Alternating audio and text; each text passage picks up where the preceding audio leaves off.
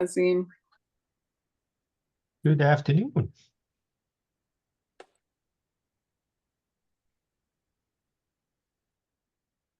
All right, I don't know what we still have a few minutes waiting for a couple. I haven't seen Dawn yet, although she's on.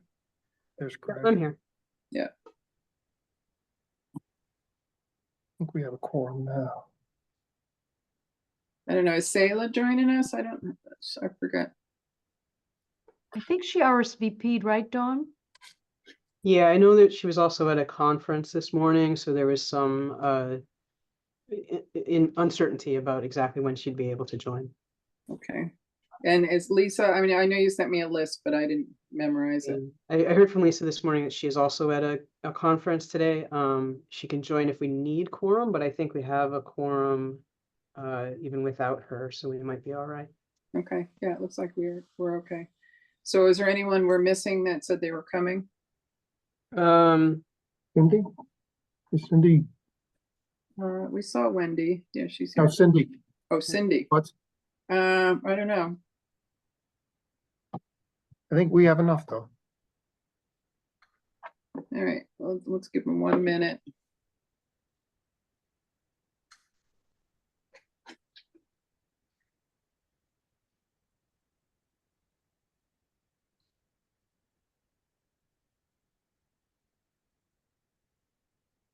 Okay. All right, Dawn, why don't you call the roll and let's see who's here Absolutely. after your message. That's right. We are, just as a reminder, we are live streaming and recording this meeting.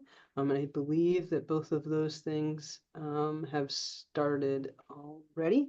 So we'll go ahead with the roll call. Cindy Butts. Wendy Clark. Here. Heidi de Wengart. Here. Claudio Gualtieri. Commissioner Mascara Bruno. Here. Matt Puglisi. Lisa Tupper Bates. Greg Ugalde. Present. I want to acknowledge Phil. I see you're in the room also, but not technically on this committee. So I just letting you know I saw your name there. Thanks. Great. Okay, so let's get started. I know that 1 month off feels like a long time to me. I'm sure it goes fast for everyone. All right, first up on our agenda is the resolution regarding the financing of Chapin Place Apartments in Stamford, to be presented by Liz. Thank you. Hi, everyone. Hi. Chapin Place is an 8-story, 148-unit senior housing home in Stamford.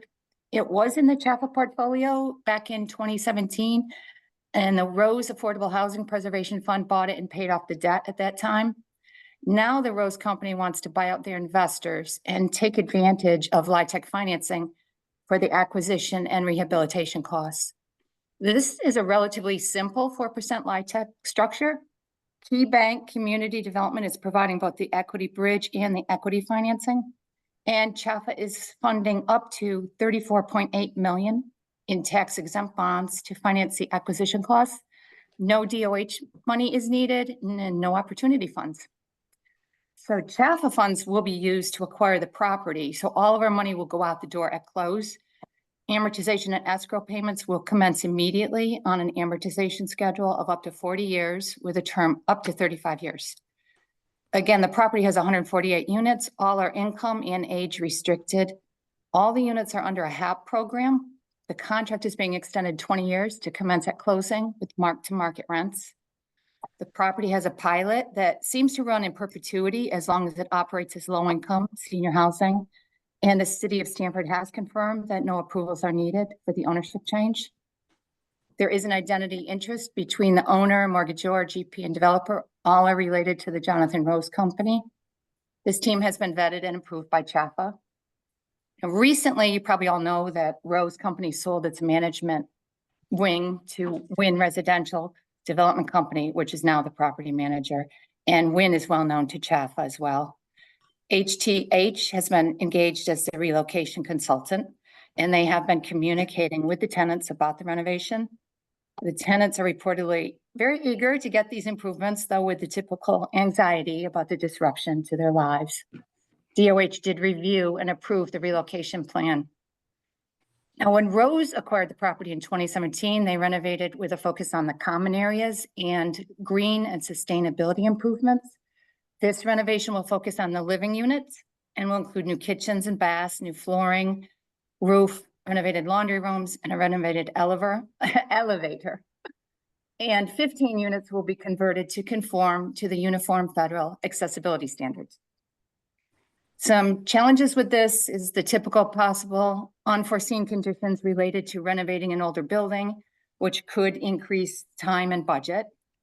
CHFA is funding the full amount of the loan at closing, so there's a completion risk associated with a fully funded loan until construction is completed. And the operating reserve will have less liquidity since they're funding only 3 months of debt service and operating reserves compared to CHFA's typical 6-month requirement. But given the 20-year HAP contract and the annual cash flow generated by stable operations, the need to utilize the operating reserve is considered remote. Strengths of this, we have a 10% construction guarantee, but a contingency budgeted. This is a very experienced developer. The HAP contract ensures 20 years of cash flow. The project will preserve an existing 148 units of low-income elderly housing, and it will improve the physical condition of the property for the tenants. The developer is not using scarce DOH resources, and falling rates will result in a stronger debt service coverage, which may lead to a shorter amortization period. Any questions?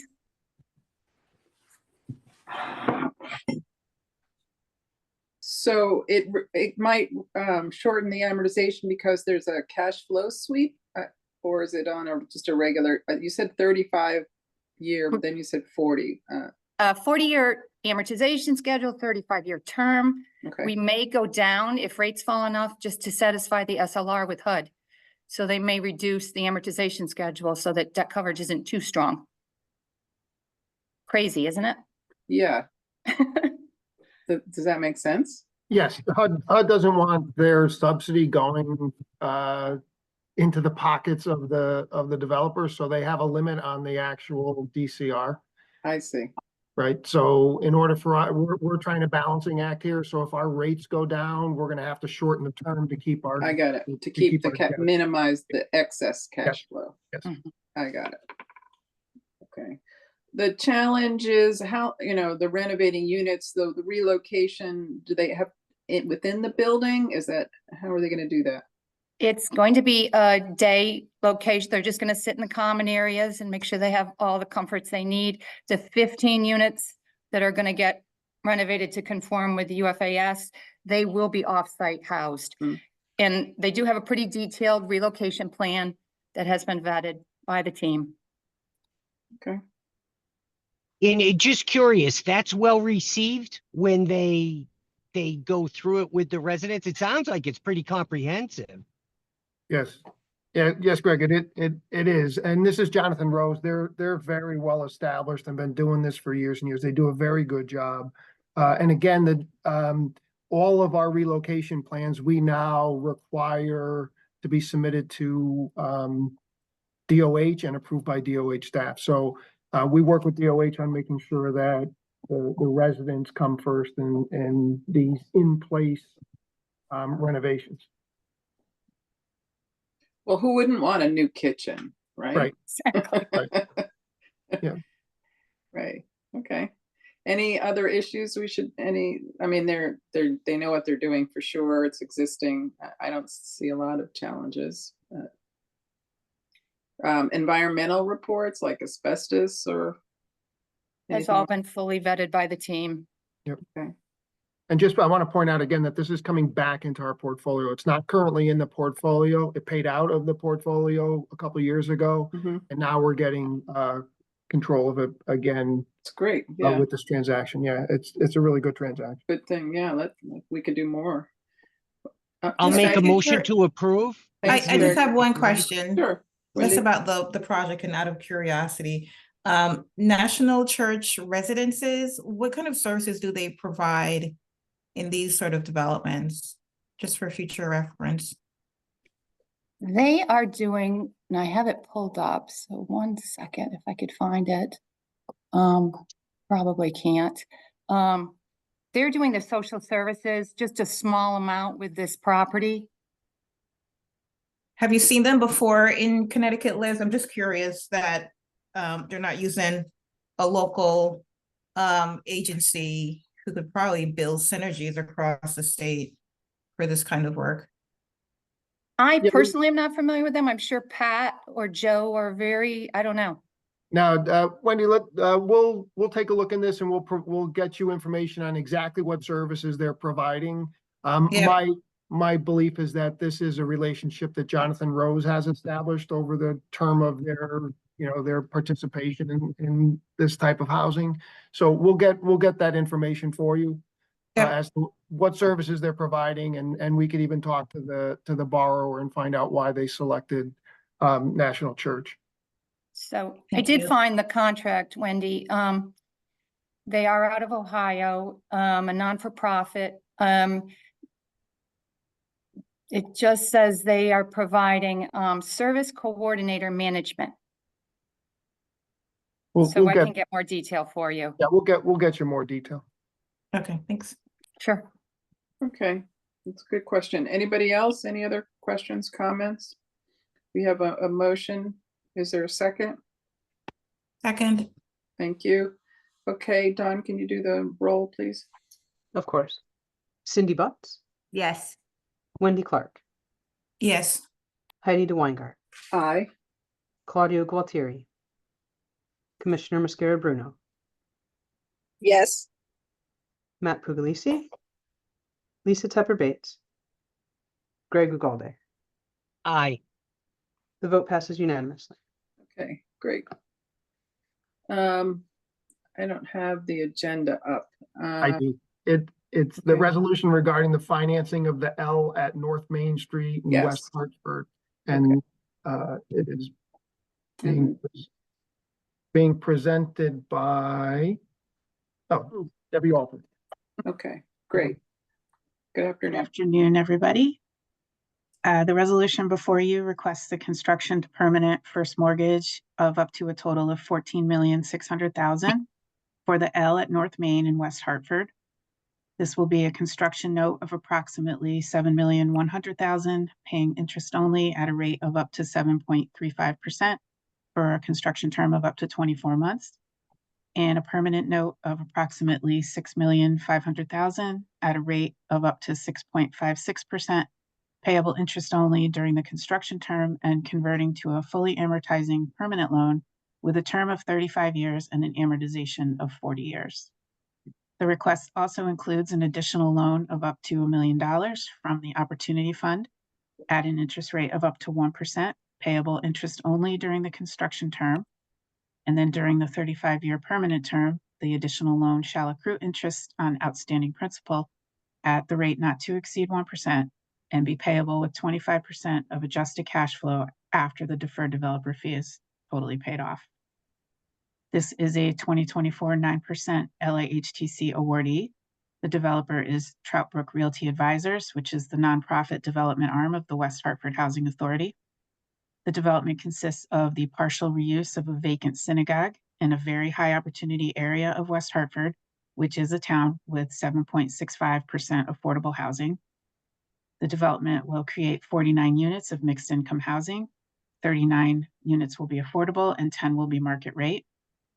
10 units will provide supportive housing for intellectually disabled clients of the Department of Developmental Services, and these units will have state wraps. And 15 additional units will receive project-based Section 8 subsidies from the West Hartford Housing Authority. The developer has a positive track record with CHFA, most recently with 540 New Park. There is a bus stop right in front of the building, and several schools and a park are nearby. Are there questions? I was surprised that they were keeping the facade. I understand, the sort of legacy, but seems expensive for a building that's been vacant for a seemingly long time. Yeah, they really wanted to honor the past as a house of worship. That was important to them. Okay. And the stained glass is just beautiful. I do want to point out a little bit of change, like sort of a nuance in the language that we presented on this, because we're now actually facing what could be a downward trend in rates. And so we tried to word this so that we could capture it. Right now, the components are your construction and your construction to perm total of approximately $13.6 million. And then there was $1 million in opportunity funds. What we're trying to do with this is, if rates are down at the time that we close and we can offer them more in either construction to perm or construction, we will reduce the contribution of the opportunity funds. So it's just we're not really doing anything different except allowing ourselves flexibility to capture any downward trend in the rates. Oh, that's a great way to do it, Pat, because that way they're made whole, but we have more money to use. Right. Yeah. And we want to protect as much as we can. We want to try to make those opportunity funds go as far as we can. So when we can replace them with taxable debt, that's our primary goal. Okay, it's interesting. We don't see a downward on interest rates that often. So Right. Right. it's a good problem to have. Okay, any other questions, comments? I mean, I'm sure that it's, taking a building like this and making it useful is always a good thing. Yes. And a difficult thing. I'm sure. What do we know about the developer? It's the West Hartford Housing Authority. They have a few developments in our portfolio. We have had a positive track record with them. They're the experienced. actual builder, not just No. manager. Don, can you scroll down a bit? I don't recall who the builder is. Oh, it's Montagno. Montagno Construction. Yeah. I haven't heard of them. Yeah, they do a lot of this work. Okay. They're on several of our deals right now, including State and Chapel in New Haven. Okay. Anybody else? Any comments? Okay, so is Motion there to a approve? motion? Thank you. I'll second it. Let's call the roll, please. Cindy Butts, Yes. Wendy Clark, Yes. Heidi DeWeingart, Aye. Claudio Gualtieri, Commissioner Mascara Bruno, Yes. Matt Puglisi, Lisa Tepper Bates, Greg Ugalde. Aye. Vote passes unanimously. Thank you. Again, Pat, if you could tell me the next item on the agenda. Sure. The next item on the agenda is the resolution for loan modifications to Country Place and Country Place 2, and it's going to be presented by Liz. Okay, thank you. Okay, Country Place and Country Place 2 are two contiguous properties in Colchester comprising 100 acres with 194 units. 146 of those are low-income units. The current owners want to sell, and JHM has been talking to them about purchasing the properties. Both parties have requested the following two-part modification to the current debt that is on both properties. The first request is to extend the maturity of the Country Place deferred loan for 18 months to March 2026. It currently matures this month. The extension will leave one loan that is fully amortizing. It'll be paid off in November of this year. It'll leave 3 loans maturing in March 2026 and 2 fully amortizing loans that will pay off in 2044. The loan extension will give the owner time to negotiate the sale of the property, and it'll give JHM time to arrange financing. The second part of the request, they have asked CHFA to consider suspending the interest accruals on the 2 deferred loans. Interest has been accruing for years. So right now, the deferred interest in aggregate is in excess of $10 million. The sale and resyndication of the project will probably not accommodate rolling over all of the accrued interest, along with funding the capital improvements and related costs of a resyndication. So basically, we're considering this a now or later decision to make. If we modify and suspend the interest now, that will reduce the amount of debt we will have to consider as a write-off or forgiveness in the new underwriting. If we continue to accrue, that works out to about 540,000 will be added to the existing debt. So a site visit was done in August. The property is very well maintained. It's a huge sprawling property, but it does need updating. The current owner updates when the vacancies occur, but they have a low vacancy rate and a very slow turnover. So it's a slow renovation process, and the funds aren't available for all the work that's needed. So at this time, we're not recommending the approval of the new owners. JHM does propose to increase the low-income units by 28, to increase it to 174. And they are looking at capital improvements totaling over $14 million. Any questions? Yeah, I have a lot of questions. I'm not sure I understand. The property is not performing, right? We're accruing interest that's not being paid. No, Heidi, if I may, so this was a two-phase project back in 93 and 94. And they received, as part of the financing structure, they received some loans from the state that were deferred loans that have continued to accrue interest from that time till now. One of them pays, I think, 50 basis points against the accrual, and then the other one pays a fixed amount of $3,000 a month. So accrual has been continuing on these deferred notes, right? We also had CHFA debt on there, and that CHFA debt has, in the case of Country Place 1, has fully amortized. And so when those have fully amortized down, the deferred notes become due. So everything this was deliberate. everything is paying as agreed, and has paid as agreed. Back in 2014, we also made it even more complicated. We did a couple of small workouts for, not even, I won't call them workouts. We provided them additional capital to buy out their limiteds back in March of 2014. Those notes remain in place. They're small. They're one on Country Place 1. It is $425,000. And on Country Place 2, it was $275,000. So they're amortizing, paying as agreed. They come due in 2044.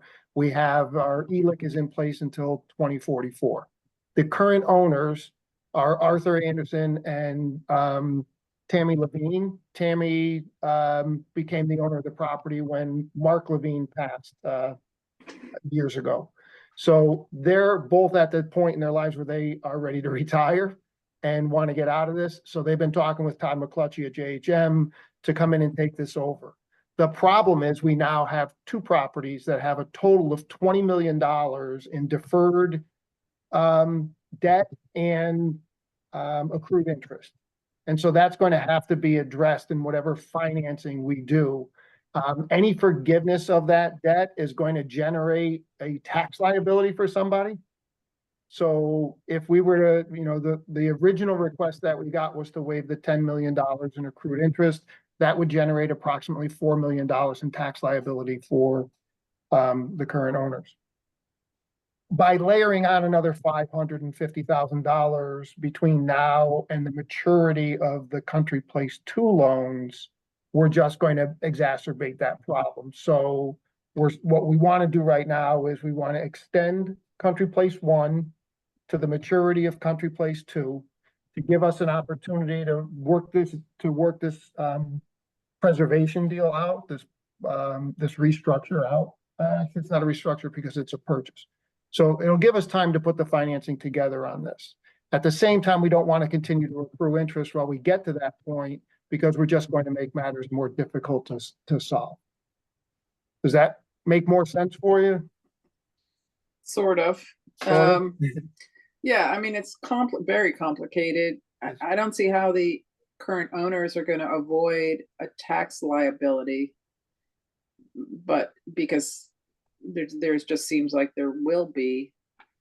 But I'm sure McClutchy has some scheme to. Yeah, well, Todd was the one who asked for the $10 million forgiveness. I'm not typically a very forgiving person when it comes to these things, so I don't see us acquiescing to a full $10 million forgiveness. Some of it could stay with the property. We could recast those. We could forgive over time.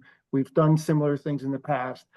That will bring to you the solution to the financing problem will bring to you.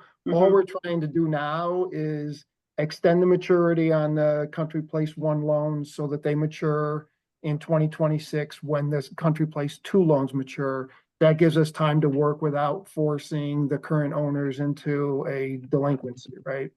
And then the second part of it was just curtailing the interest accrual for that, whatever it is, 15, 16-month period, Right. so that we're still only dealing with $10 million in accrued interest and not 10,000,005. Right. Okay, I guess I What understand. happens if it doesn't close this month? It seems like there's some pressure when this month ends. Well, there is a maturity at the end of this month, Greg, that would Yeah. drive the requirement that the deferred loan be paid. But by doing this modification, we alleviate all of that pressure. So this is not a problem property, it's problem financing. It technically is not a problem property yet, and they most likely have a 30-day cure period, but the entirety of the deferred loan balance is going to come due. Next, I think, on this one, the entirety comes due at the end of this month. So It's an matures at the end of this month, and the anticipatory balance comes due. problem, Yes, right, and Pat? this is it. We're trying to avoid that. We're trying to kicking it avoid down doing we're kicking the can down the road. No, I wouldn't say we're kicking it, Heidi. I would say we're placing it. Yeah, We're no, this is we very just want deliberate. some time to finish up our negotiations or make our negotiations with McClutchy advance properly.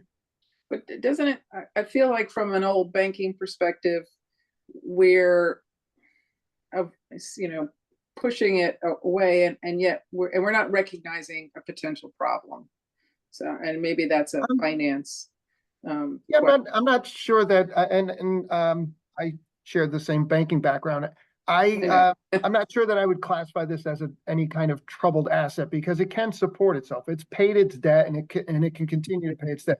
The problem is that the form of the next payment due is a balloon payment on a $6.5 million deferred note. Could we recast that and have the property pay it? Probably, but then we're not really addressing the longevity and sustainability of the property. We're trying to do a holistic thing here. We're trying to exit one group, bring a new group in, and address the long-term needs of the property, including what the financial structure should look like so that we don't end up in the same exact situation or somebody else doesn't end up in the same exact situation in 30 years from CHFA. But I see what you mean, Heidi. We would prefer not to have these type of deals on every agenda, right? I mean, this is taking a lot of work to laterally address this stuff. Right. If I can add one thing, I mean, Pat, you're doing an amazing job. It's very complicated, but I will say that the two deferred notes were not originally originated by CHFA. They were state DECD notes that CHFA acquired as part of a portfolio of loans that it acquired from the state back in 2003. So it's adding complexity, but it isn't complexity that was necessarily conceived of, at the beginning when all of this originally, was created. So it was kind of layered. That's helpful. Afterwards. Right. So we inherited it. Yeah. We bought it, I think, is what they say. For a discount, at a discount. At a discount, yes. I mean, but shouldn't you I'm trying to not beat a dead horse, but shouldn't we look at the property holistically and say, currently it can support a debt of $8 million and maybe reserve the last two because we might not get there. We do that, Heidi. We reserve it. We look at the financial performance of every property in the portfolio and we reserve against it. Hazim's group does that on an annual basis. Then they review all of asset management's performance indicators, risk risk ratings and such. So yeah, and then we have a discussion about each of the properties that we're going to reserve against. So Okay. So you don't think there's an expectation that this will be forgiven in the future? It's just something to be addressed in the future? no, I do think that the accrued interest, we're going to have to consider some form of forgiveness, but in a manner that doesn't generate an immediate tax liability of close to $4 million. So in the past, we've done situations where we may, depending upon performance of the property, we may waive, I think it's 1/48 or 1/36, depending upon the amortization of the other debt of that accrued interest, and then so that the impact of the property is going to be much less. So it would be at a lower tax rate, and it would be a smaller amount, so that it can be absorbed over time. Okay, well, it's above my pay grade. Okay, it's sounds like something we should do. Is there any other comments, questions, concerns? I mean, you have the Motion. option, obviously, to approve the extension of the note, but, you know, you could decide to go a different direction as far as the accrual goes. I mean, I'm just pointing that out, that those are separate actions. Is 18 months too long? I mean, is there some reason we could solve for this sooner, or is it just everything just takes a long time? No, we will be solving this much sooner than 18 months. This was just meant to move Country Place 1 to the same maturity as Country Place 2. Okay. We're viewing both. We're not going to be separating the properties. Okay. It's going to be done together. So we were just moving. It just seemed logical to move the maturity to match the CP2. But my expectation is we'll probably have this back before you in the next 6 months with a final acquisition resolution presentation. So what part do you need now? Well, I would highly recommend that you do both, that you extend and curtail the interest accrual on the deferred notes. It'll just make the resolution that much easier. But we definitely need the extension. I mean, we're talking about $500,000 of accruals, right? Right. Now, And there's already 10 million in accrual, Right. in accrued interest on the property. 10.5 million, right? Okay. So if you're ready for a motion, I'll make a motion that we move for approval. Okay, we're looking at both an extension and the Yep. suspension of interest accrual. Yeah, And the we'll do them deferred. both. Yeah. Yeah, to me, it doesn't make sense to do one without the other. Right. Okay, so Greg, that's a motion. Is there a second? Somebody? I can second it. Thanks, Sayla. Do you have any opinion on this? No, I mean, it's the best way to stop the bleeding of the property. Also because the money came from DCD money from the state, and Yeah. just made the transaction to accrue the interest. Really didn't make any sense, but at that time, perhaps did. Okay. Yeah. So right now, the staff is just trying to make sure that there is a structure that will support and keep those units affordable. So I think that we can do it in 2 steps, which is the first one is to extend and to stop the accrual. Okay. And then getting the perhaps is the McClatches find a way to support the deal. So we'll make sure that it's restructured and sustainable. Okay. Thank you. All right, we have a first and a second, so we could call the roll. Cindy Butts, Yes? Wendy Clark, Yes.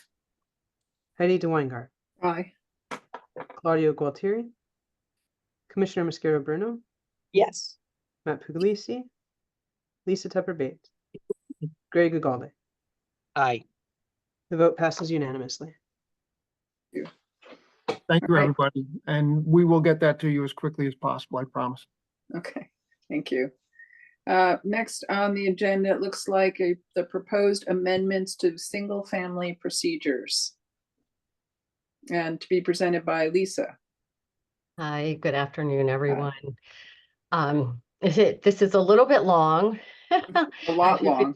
Yeah, so I'm going to try to highlight some of them, the biggest changes here.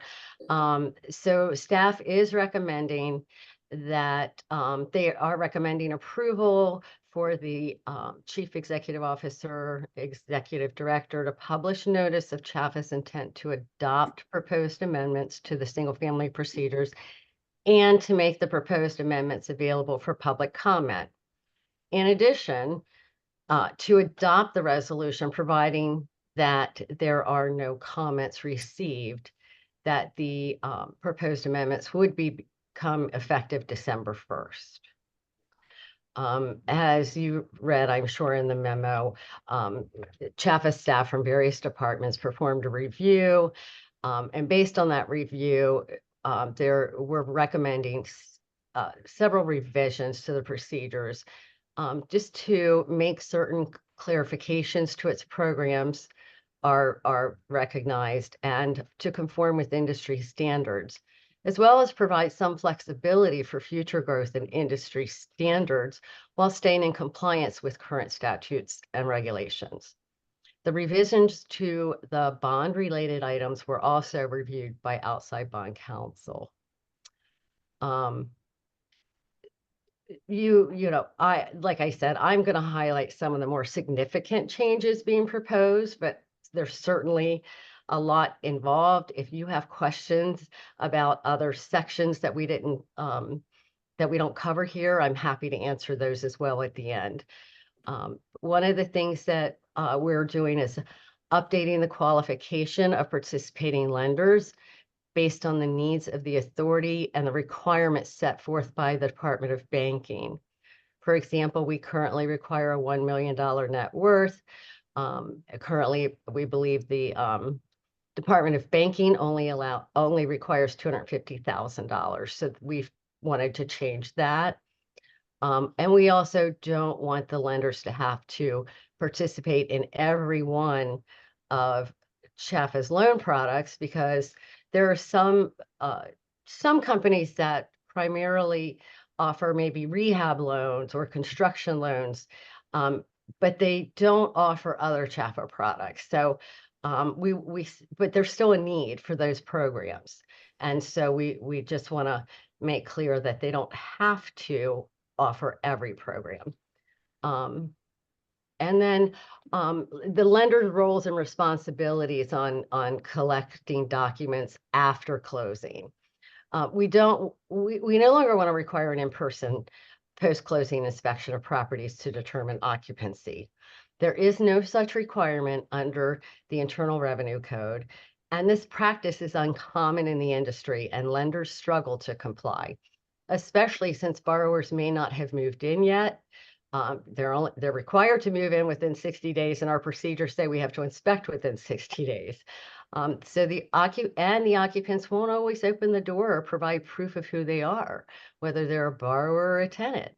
And then we also have asked for the allowance to collect alternative documentation to analyze the income and approve first-time home buyership, because there's so many newer methods for us to use to be able to determine that information. And so as things have evolved through the years, some don't require tax returns at all. They just require W-2s and such.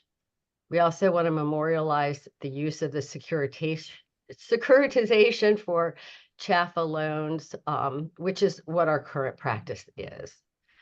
And one of the bigger things is we want to adopt procedures for non-first-time home buyers.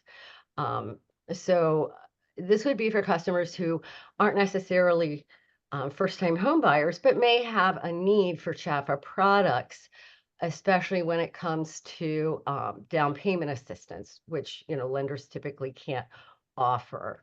And this also may provide a viable alternative in instances where CHFA faces volume cap constraints. And we, so we need additional ways to continue financing. So that's kind of a big one. We have also updated the DAP and EMAP and other statutory programs based on the current statutes that exist. So a lot of this was written many years ago. We also required, we removed the requirement that DAP be in second lien position, which is as prescribed in recent legislation. And this will allow it to be layered with other community down payment and closing cost assistance, such as HDF Smart Move, which also already had a requirement of being in a second lien position. We've also expanded the eligibility on the teachers program based on the statute. The police program, we are no longer requiring that they purchase in designated neighborhoods within their municipality. And we're continuing the program beyond the pilot period, because the pilot ended. And so we've just continued to do this program. And EMAP, again, to align with legislation that CHFA had actually requested. And it further expanded qualifications for the program by eliminating the requirements of applicants to participate in foreclosure mediation, which would expedite the process, and to offer deferred payments until the sale or transfer of the property.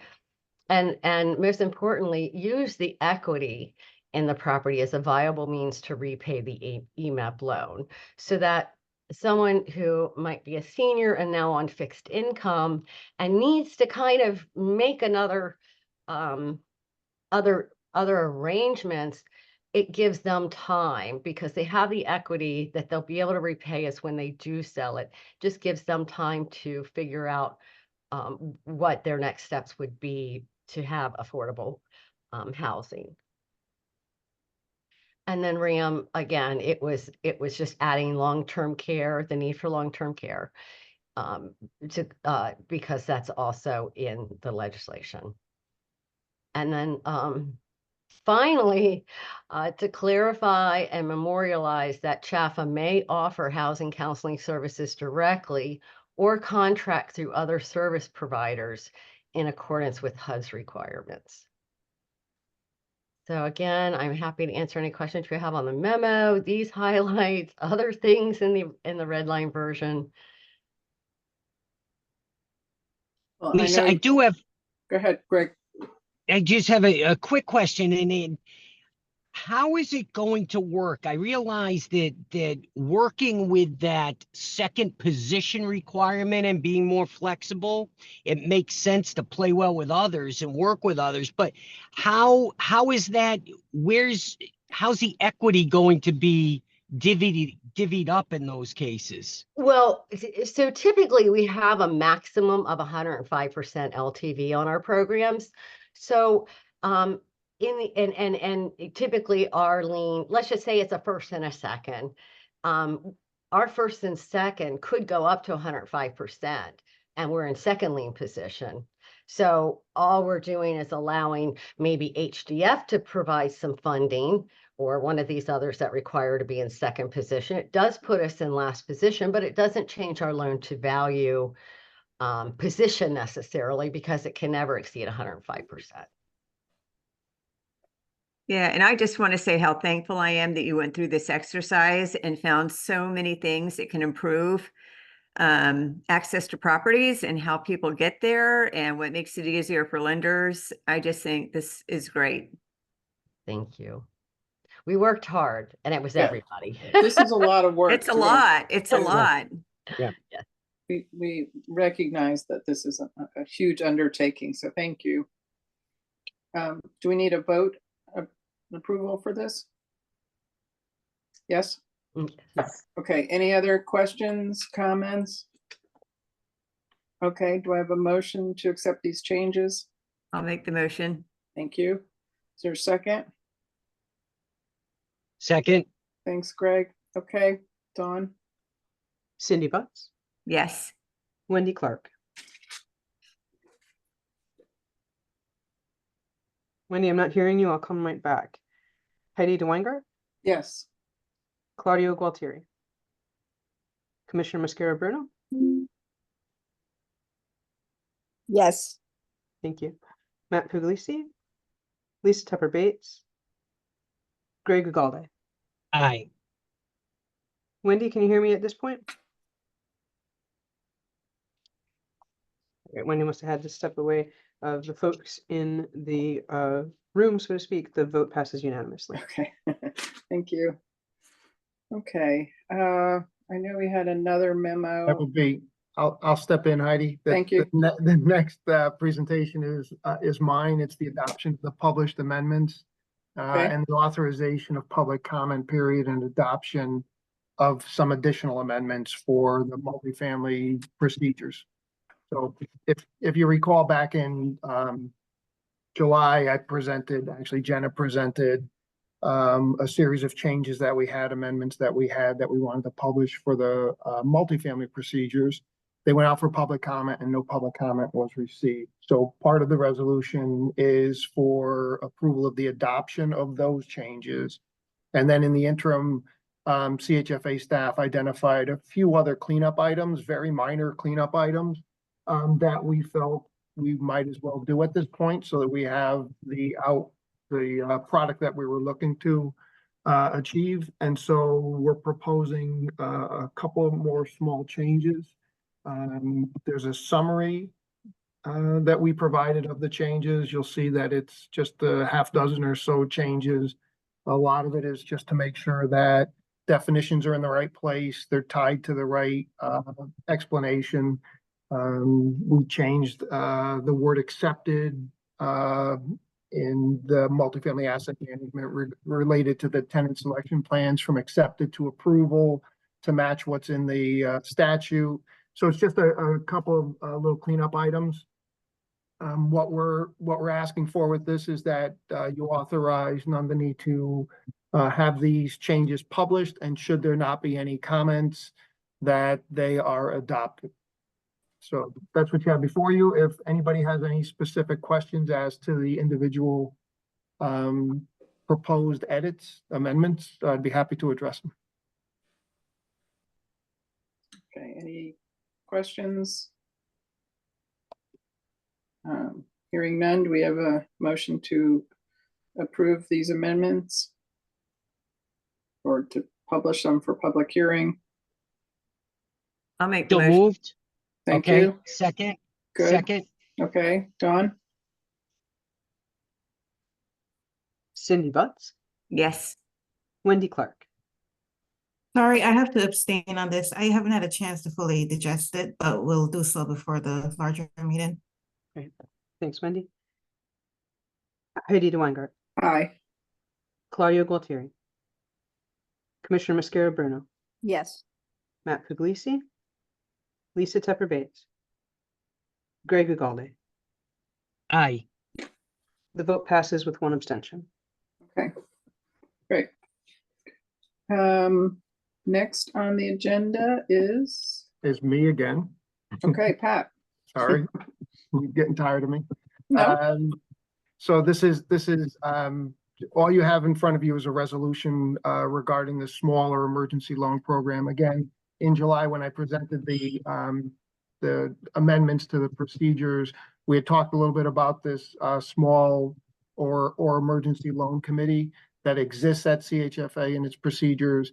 And I told you once the amendments were adopted, I would bring to you the limitations on that committee. So what we're doing with this resolution is installing the limitations on the CHFA internal small or emergency loan committee. So if you Dawn, if you can go down to section 1. So section 1 identifies the limitations that the delegated authority that the committee will have. First, for any financial assistance on a portfolio project, it would be up to $1.5 million. For the modification of existing repayment terms, it would also be $1.5 million. And then for forgiveness, for a portfolio project, which is a CHFA private portfolio project, we would be able to, the committee would be able to approve the waiver, the forgiveness of $500,000 of accrued interest only. No principal forgiveness. And then on the state portfolio, the committee would have the ability to forgive up to $1.5 million in principal and interest. And so with anything that gets presented to the committee and approved by the committee, the board will be made aware of at the next board meeting. So on a monthly basis, we'll report any projects that go through this committee. We went back and looked at the history. We did a bunch of projects between 2012 and 2020, I think was the last one that we did. They're mostly smaller loans, $200,000, $300,000, $400,000 loans. And then we also took a look at what we've presented in the past couple of years, what might have qualified for it. The numbers slightly smaller. Originally, when this committee first was formed, the delegated authority was up to $1 million. We've increased it to $1.5 million, and we'd like to see how that works out. If we think it's not enough to capture enough loans, we may come back to you at some point. But this is a designation of authority that will continue forward until we come back to change it. So give me a scenario where you would do this, just. So Heidi, you don't recall this, but sometime last year, the year before, I presented to you a $350,000 loan, and you very specifically said to me, why is this coming to us? Right. So that's what we're trying to guard against. So we would rather see the board use its time when we're together for strategy, for big deals, for impactful things. There's a certain cutoff where it's really not a good use of the board's time. There's enough brain power within CHFA to be able to make these decisions. So as it stands right now, the committee would be comprised of our CFO Hazim, our general counsel Terry, our CEO Nandini, and me. So we would be the collective group that would make these decisions. This does not mean that we will never bring you something under these limits. We can at any time, if we feel that the board should be aware of a project, we could still elect to bring it to the mortgage committee and to the board. Well, I think it makes a huge amount of sense. So how about everybody else? What do you think? Greg? Yes, absolutely. I think this is well thought out. Thank you. Wendy? Sayla? Same. Okay. Sayla, any concerns? I'm sorry. No, I'm okay. Okay. All right. So I guess we need a motion. I'll move it. Do we have a second? Second. Okay. Any other comments, questions? Okay, Dawn? Cindy Butts, Yes. Wendy Clark. Yep. Yes. Heidi sorry. Deweinger. Thank you. Heidi Deweinger, Aye. Claudia Gautieri, Commissioner Mascara Bruno, Yes. Matt Puglisi, Lisa Tepper Bates, Greg Ugalde. Aye. The vote passes unanimously. Thank you. Okay. I don't remember, Pat, if we had anything.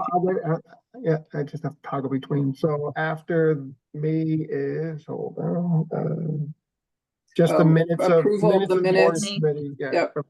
From our last meeting. Anybody have any comments, changes, questions? Motion to approve?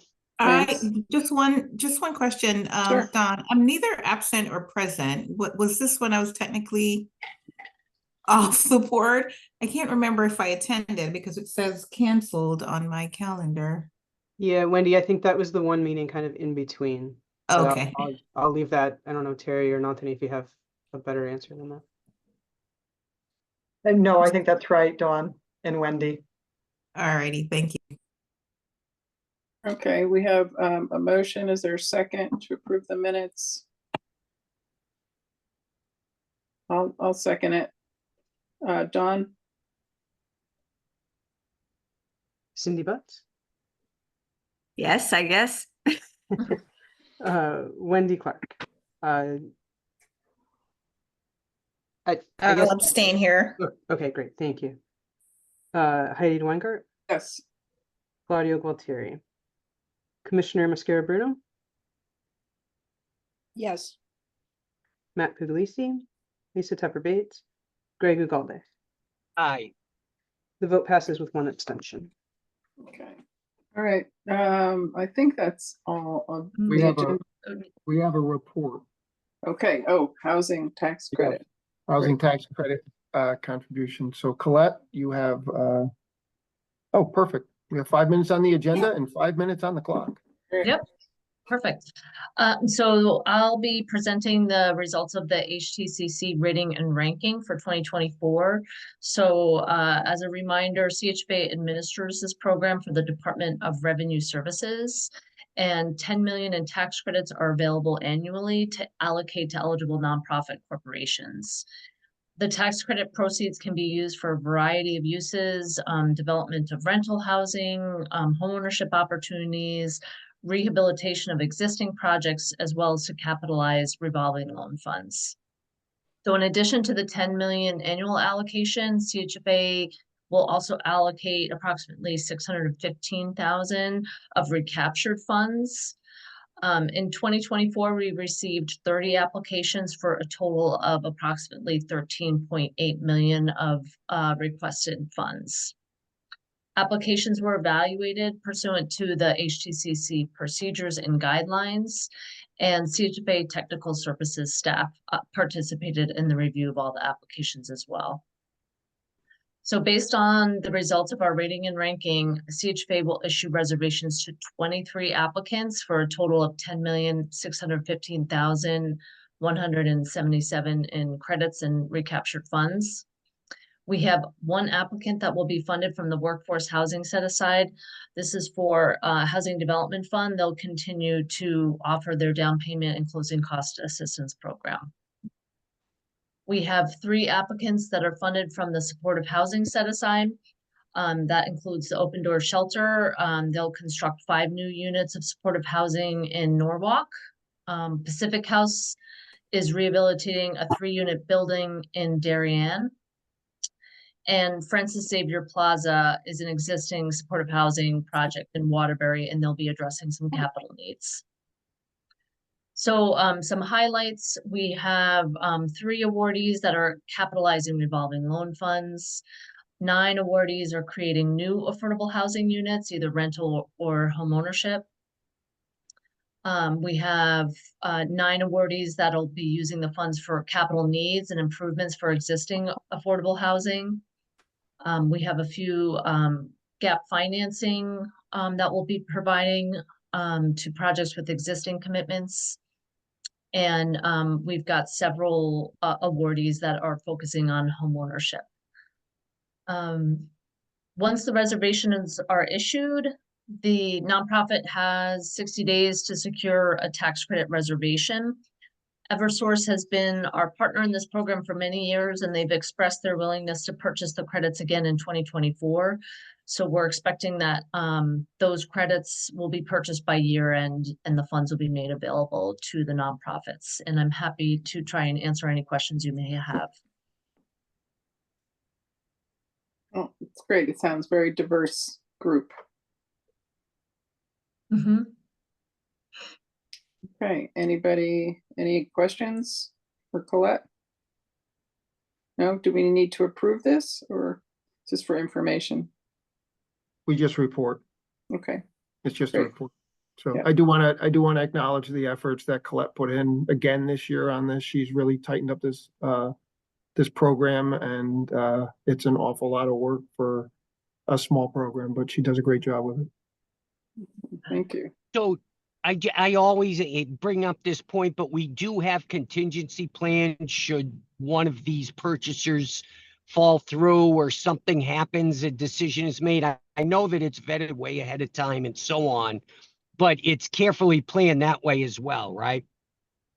Colette, what happens if an awardee withdraws? What happens to the tax credits? So we have recaptured funds before, so that 615,000 that we were able to award were either funds that were returned because the project couldn't be brought through to fruition. But in the application, we also incentivize readiness to proceed. So thankfully, that is really the minority of the projects. So it hasn't been a big issue for us the past few years. Yeah, we don't lose the credits, Greg. They'll just get reallocated. I see. Sorry, I didn't catch that piece of the question. Yeah. Okay, great. Thank you. Sure. Okay, anybody else? Any other final comments, question? All right, thank you for all your hard work, everybody. We need a motion to adjourn. So move. Thank you. A second? I'll second. Second. All in favor, say aye. Or Aye. bye. Aye, thank you. Bye. Thanks, everybody. Yeah. All Nice right, work, Andy. bye-bye. Thanks. Thanks, Bye. everyone.